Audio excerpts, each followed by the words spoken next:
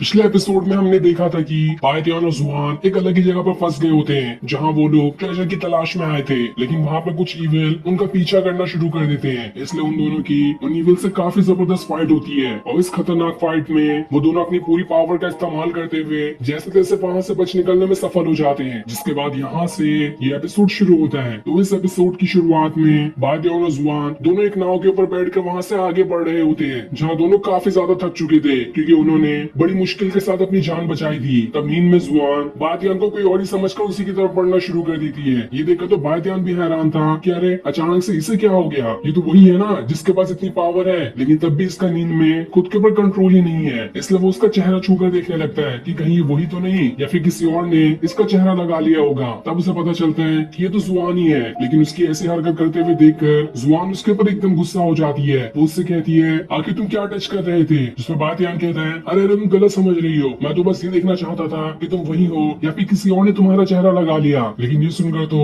जुआन को काफी ज्यादा गुस्सा आ जाता है और वो वहां पर बायतियान को मारना शुरू कर देती है। जिसके बाद वो उससे कहती है आज से तुम अपने रास्ते जाना और मैं अपने रास्ते, हम दोनों आज से अलग अलग हैं, क्योंकि अगर तुम मेरे साथ रहोगे तो तुम्हें और ज्यादा खतरा हो सकता है, क्योंकि मैंने अपने मास्टर की भी फॉर्मेशन का इस्तेमाल कर लिया, लेकिन तब भी मैं काफी मुश्किल से वहां पर अपनी जान बचा पाई हूँ और मुझे नहीं लगता कि अगर हम दोनों दोबारा किसी मुसीबत में पड़ गए तब मैं फिर से तुम्हारी जान बचा पाऊंगी। इसलिए तुम यहाँ से अपने रास्ते चले जाओ और मैं यहाँ से अपने रास्ते चली जाती हूँ। ये सुनकर बायतियान उससे कहता है मुझे यहाँ से मेरे फादर के दोस्त के पास जाना है, वो मुझे वहाँ पर अच्छी पावरफुल कल्टीवेशन करना सिखाएंगे। जिस पर जुआन उसे एक तरफ इशारा करते हुए कहती है देखो इसी तरफ वो जगह है जहाँ पर तुम्हें तुम्हारे फादर के दोस्त मिल जाएंगे, और जहाँ पर भी जाना अपना ख्याल रखना, तुम्हें मेरे जैसी दोबारा कोई लड़की नहीं मिलेगी जो तुम्हारी मुसीबत में जान बचाने आ सके, क्योंकि तुम तो हो ही इतने कमजोर, तुम तो किसी चीज से नहीं लड़ सकते। और इतना कहने के बाद वो वहाँ से चली जाती है। ये देखकर बायतियान भी उसे जाते हुए कह रहा होता है अपना भी ख्याल रखना, लेकिन जब वो थोड़ी दूर चली जाती है तब बायतियान को याद आता है कि अरे मुझे तो नाव चलाना आता ही नहीं था, ये मुझे तो आधे रास्ते पे छोड़ के चली गई, अब मैं यहाँ से आगे कैसे जाऊंगा। इसलिए वो कई घंटों तक बस नाव चलाने को ही सीख रहा होता है, लेकिन तभी भी उसे समझ नहीं आता कि आखिर इस नाव को लेकर आगे कैसे बढ़ेगा। तभी वहाँ पर जो बाकी नाव वाले मौजूद होते हैं वो बायतियान से कहते हैं लुओ पैलेस का यहाँ पर जहाज आ रहा है, इसलिए सभी अपनी जान बचाकर यहाँ से भाग निकलो। ये सुनकर तो बायतियान भी हैरान था कि आखिर ये लुओ पैलेस का जहाज है क्या चीज। वो वहाँ से भागने की कोशिश करता है, लेकिन उसे नाव चलाना ही नहीं आ रहा था, इसलिए वो वहीं पर गोल गोल घूमने लगता है। तभी वहाँ पर लुओ पैलेस का जहाज आ जाता है जो कि बहुत ही ज्यादा बड़ा था, और वो वहाँ पर बायतियान की नाव बीच में आने की वजह से अटक गया होता है। ये देखकर तो बायतियान भी हैरान था कि आखिर किसने इतना बड़ा जहाज मेरे सामने लेकर आ गया, इसे दिखाई नहीं देता है क्या। तब उस जहाज के ऊपर से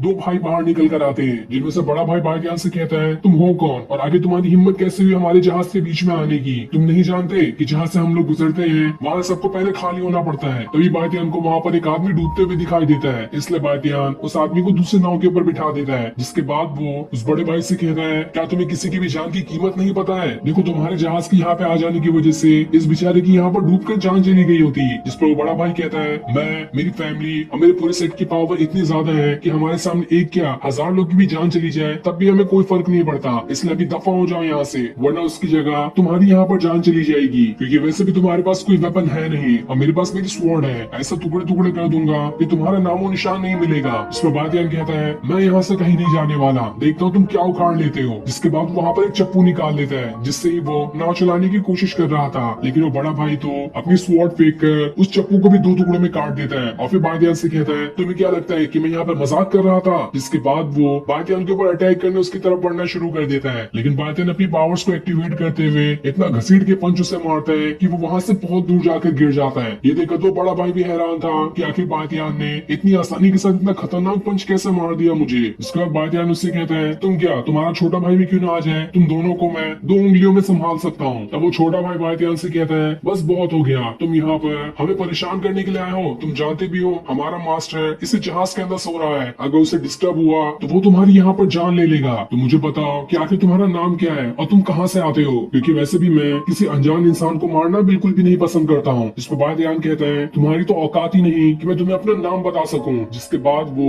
उसके ऊपर अटैक करने की तैयारी करने लगता है। ये देखकर वो छोटा भाई भी गुस्सा हो गया था और वो भी वहाँ पर अपनी पावर्स को एक्टिवेट करना शुरू कर देता है, जहाँ आप देखते ही देखते दोनों के बीच काफी जबरदस्त फाइट शुरू हो जाती है, लेकिन कोई भी एक दूसरे के ऊपर भारी नहीं पड़ रहा था, दोनों एक दूसरे को बराबर की टक्कर देते हैं। लेकिन यहाँ पर बायतियान थोड़ा थोड़ा उस छोटे भाई के ऊपर ज्यादा पावरफुल दिखाई दे रहा था। ये देखो वो छोटा भाई उससे कहता है बस बहुत हो गया, जो चीज तुम्हें दिखानी थी तुम दिखा चुके हो, अब मेरी बारी है, मैं तुम्हें दिखाता हूँ कि मैं क्या कर सकता हूँ। जिसके बाद वो वहाँ पर एक स्नो फ्लावर नाम की टेक्निक का इस्तेमाल कर लेता है और जैसे वो उस टेक्निक का इस्तेमाल करता है चारों तरफ से बिल्कुल बर्फ गिरने लगती है। वो बड़ा भाई वाइटियान से कहता है तुम जानते भी हो ये टेक्निक हमारे एंसेस्टर ने बनाई थी और पिछले 2000 सालों से हमारे सेट के सबसे जो टॉप लेवल के डिसाइपल होते हैं उन सभी के पास ये टेक्निक होती है। मेरे छोटे भाई को मेरे मास्टर ने ये टेक्निक सिखाई है, इससे तुम बिल्कुल भी नहीं बच सकते। जिसके बाद वो छोटा भाई स्नो फ्लेक का इस्तेमाल करते हुए बातियान के ऊपर अटैक करने की कोशिश कर रहा होता है, लेकिन बातियान तो तब भी आसानी के साथ उसे वहां पर हराया जा रहा था। ये देखकर वो छोटा भाई भी हैरान हो जाता है और उसे समझ में आता है कि हम दोनों इस बातियान का यहाँ पर मुकाबला नहीं कर सकते,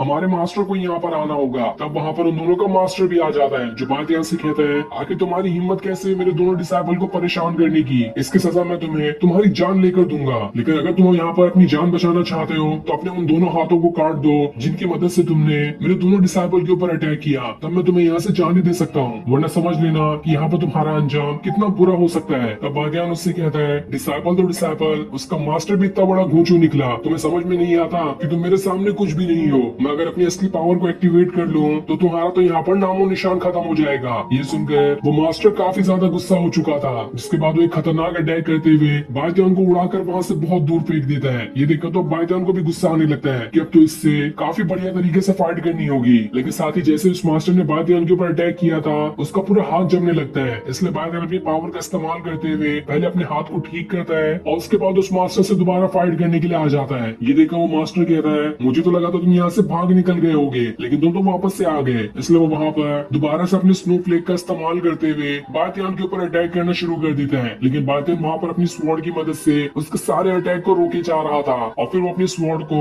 सीधा उस मास्टर की तरफ ही फेंक देता है। लेकिन वो मास्टर अपनी 2 उंगली से पकड़ कर स्वॉर्ड को बर्फ में जमाते हुए उसे चकनाचूर कर देता है और फिर इतना खतरनाक अटैक आसपास कर देता है कि बातियान तो वहाँ पे पूरा जमने लग गया था और उसके साथ साथ पूरी नदी का पानी भी बर्फ में बदल गया होता है। ये देखकर बातियान भी हैरान था कि आगे इसके मास्टर के पास कितनी खतरनाक टेक्निक है। वो मास्टर बातियान से कहता है तुम्हारी टेक्निक मुझे पसंद आई, तुम्हारा फ्यूचर बहुत ब्राइट होने वाला था आगे, लेकिन तुमने मुझसे पंगा लेकर बहुत बड़ी गलती कर दी, इसलिए अब मैं तुम्हें यहाँ पर जिंदा नहीं छोड़ूंगा। जिसके बाद वो वापस से अपनी एक और खतरनाक टेक्निक का इस्तेमाल करना शुरू कर देता है जिसकी मदद से वो बातियान के ऊपर वापस से अटैक करने वाला था। लेकिन इस बार बातियान पूरे गुस्से के साथ अपने डीमन गॉड की पावर को एक्टिवेट करना शुरू कर देता है। लेकिन जैसे वो उसे एक्टिवेट करता वहाँ पर उसका सिस्टर आकर उससे कहता है तुम्हें इसे अभी एक्टिवेट नहीं करना चाहिए, माना कि इसका इस्तेमाल करके तुम इस मास्टर को क्या इसके जैसे 10 लोग भी आ जाए उन्हें भी हरा सकते हो, लेकिन वो डीमन गॉड की पावर तुम्हारी बॉडी पे भी आउट ऑफ कंट्रोल हो जाएगी, तुम उसे कंट्रोल ही नहीं कर पाओगे। इसलिए हर टाइम जब भी तुम्हें गुस्सा है तुम्हें उसकी पावर एक्टिवेट करने की जरूरत नहीं है, तुम बस इससे फाइट तो करो, मैं तुम्हारी मदद करता हूँ इससे पीछा छुड़ाने में। इसके बाद वो मास्टर एक खतरनाक वाला अटैक बातियान के ऊपर कर देता है, लेकिन बातियान भी अपनी पावर की मदद से उस अटैक से भी बच जाता है। ये देखो मास्टर और ज्यादा गुस्सा हो चुका था और वो दोबारा से एक और खतरनाक अटैक बातियान के ऊपर करने वाला होता है, लेकिन तब बातियान वहाँ पर अपनी स्पिरिट को समन कर लेता है। लेकिन उसकी स्पिरिट भी थोड़ा बहुत तो उसका साथ दे पाती है, लेकिन जब वो मास्टर एकदम खतरनाक अटैक उसके ऊपर कर देता है तो वहाँ पर बातियान की स्पिरिट भी कुछ नहीं कर पाती और वो भी वहाँ से बहुत दूर जाकर गिर के खत्म हो जाती है। जिस चीज से बातियान परेशान हो चुका था कि यहाँ पर तो उसकी स्पिरिट भी उतनी ज्यादा पावरफुल नहीं रही, तो आखिर वो उस मास्टर से मुकाबला कैसे करेगा। तब बातियान उस मास्टर को और ज्यादा गुस्सा दिलाते हुए कहता है मेरे हाथ और पैर तुम्हारी टेक्निक की वजह से एकदम ज्यादा ठंडे पड़ चुके हैं, लेकिन तब भी तुम्हारी कोई औकात नहीं कि तुम मुझे यहाँ पर हरा सको। देखता हो तुम और क्या कर लेते हो मेरे सामने, मैं कैसे भी करके तुम्हें यहाँ पर हरा कर ही रहूंगा। तब इस चीज से वो मास्टर एकदम ज्यादा गुस्सा हो चुका था और वो यहाँ पर अपनी सबसे खतरनाक टेक्निक का इस्तेमाल कर लेता है, लेकिन जैसे वो टेक्निक बातियान को लगती इससे पहले वहाँ पर उसका सिस्टर आ जाता है जो अपनी पावर को एक्टिवेट करते हुए उस मास्टर से कहता है आखिर तुम्हारी हिम्मत कैसे है बातियान के ऊपर अटैक करने की, अब मैं तुम्हें बताता हूँ कि आखिर बातियान यहाँ पर क्या कर सकता है। जिसके बाद वो सिस्टर अपनी पूरी पावर्स को एक्टिवेट करते हुए इतना भयंकर अटैक उस मास्टर के ऊपर कर देता है कि वो मास्टर उड़ते हुए वहां से बहुत दूर जाकर गिरता है और यहाँ पर तो उसकी हालत ही खराब हो चुकी थी। ये देखकर वो मास्टर भी हैरान था कि अचानक से इस बातियान को हो क्या गया, इसने इतनी आसानी से मुझे उठाकर इतनी दूर कैसे फेंक दिया। जिसके बाद बातियान वहाँ पर दोबारा से अपनी पावर को एक्टिवेट करने लगता है, लेकिन उसका सिस्टर उससे कहता है तुम्हारी बॉडी अभी बहुत कमजोर हो चुकी है, इसलिए जितना हो सके उतनी जल्दी यहाँ से भाग निकलो, तुम और ज्यादा पावर का इस्तेमाल नहीं कर सकते। इसलिए बातियान वहाँ पर अपनी स्पिरिट को समन करते हुए 1 सेकंड के अंदर वहाँ से भाग निकलता है। ये देखकर वो मास्टर एकदम ज्यादा गुस्सा हो गया था कि अब कभी भी बातियान मुझे दिखाई दे मैं तो उसकी जान लेकर रहूंगा, नहीं छोड़ूंगा कभी उसे। वही बातियान जब आगे बढ़ रहा होता है तो उस मास्टर की टेक्निक की वजह से उसकी पूरी बॉडी एकदम बर्फ में जमने लगती है, इसलिए उसका एंसेस्टर अपनी पावर की मदद से बातियान के आसपास एक बर्फ का गोला बना देता है जिसके अंदर रहकर बातियान की बॉडी थोड़ी हील हो सके, वरना तो वहाँ पर मारा जा सकता है। अगले दिन कुछ घुड़सवार अपना सफर कर रहे होते हैं, तब एक सिपाही उनके यंग मास्टर को एक जगह पर लेकर आता है जहाँ पर उसे वही बर्फ का टुकड़ा दिखाई दिया था जिसके अंदर बातियान कैद है। ये देखकर वो यंग मास्टर हैरान रह जाता है। वो सभी से कहता है, इस बर्फ के टुकड़े को उठाकर महल में ले चलो, ये उसी आइस मून का टुकड़ा लग रहा है मुझे जिसकी मदद से मेरे फादर ठीक हो सकते हैं। इसलिए वो सभी बातियान को ही उठाकर वहाँ से अपने महल में ले जाने की तैयारी करने लगते हैं, क्योंकि उन्हें नहीं समझ में आया था कि इस बर्फ के टुकड़े के अंदर तो बातियान मौजूद है। और फिर सीन दिखाते ही ये एपिसोड यहीं पर एंड हो जाता है। Thanks for watching.